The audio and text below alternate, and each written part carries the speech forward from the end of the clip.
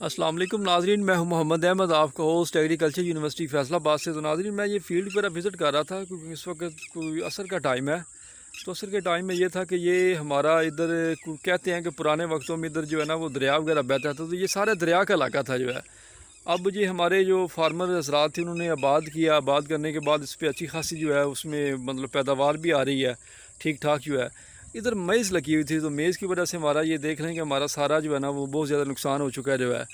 تو اس میں صبح فرسٹ ٹائم بارش آئی ہے، بہت زیادہ طوفانی بارش جو ہے، تو جس کی وجہ سے یہ آپ کی حالت دیکھ ہی لیں آپ میز کی جو ہے، اب ان کا بہت زیادہ نقصان ہو چکا ہے۔ تو وہ ایک شاکر شجاع آبادی کا شعر ہے، شاید انہوں نے فارمر حضرات کے لیے لکھا ہو کہ ساکو مار نہ شاکر کستہ وچ یک مشت مکا تیری جان چھٹے۔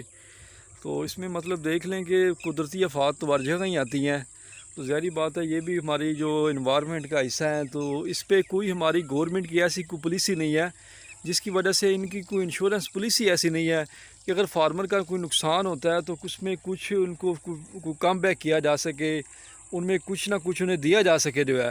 لیکن ابھی تک کوئی میرے خیال میں کوئی ایگریکلچر کی کوئی کراپ ایسی نہیں ہے جس پہ کوئی انشورنس پالیسی ہو کہ اگر یار آپ کو نقصان ہوگا تو گورنمنٹ پے کرے گی یا جو انشورنس کمپنی ہے وہ پے کریں گی۔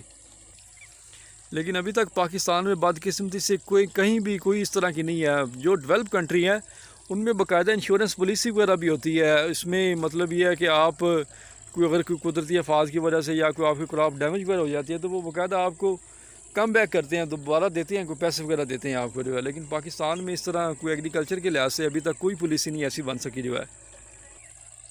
اچھا ناظرین، مجھے نا وہ ہمارے ایک کلاس فیلو تھے وحید البینو جو ہے، تو بڑا ٹیکنیکل آدمی تھا البینو، اس وجہ سے نام مشہور تھا کیونکہ اس کے چہرے پہ جو ہے نا وہ پھل بیری نکلی ہوئی تھی۔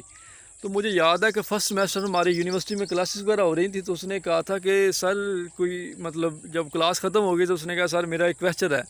تو سر نے کہا کہ جی بولیں جناب۔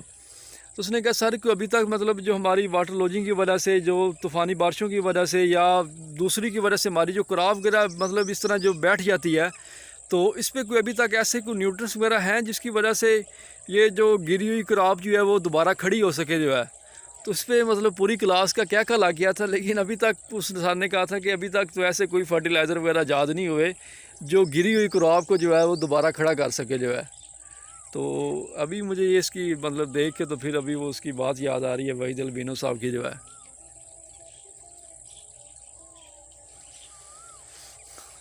اللہ ہماری حالت پہ بھی رحم کرے جی ناظرین۔ تو ابھی کیونکہ ابھی مونسون کا سیزن سٹارٹ ہوگا، مونسون کی وجہ سے ہمارا پھر اب ایگریکلچر پہ اور زیادہ جو ہے وہ نقصان ہوگا بارشوں کی وجہ سے جو ہے۔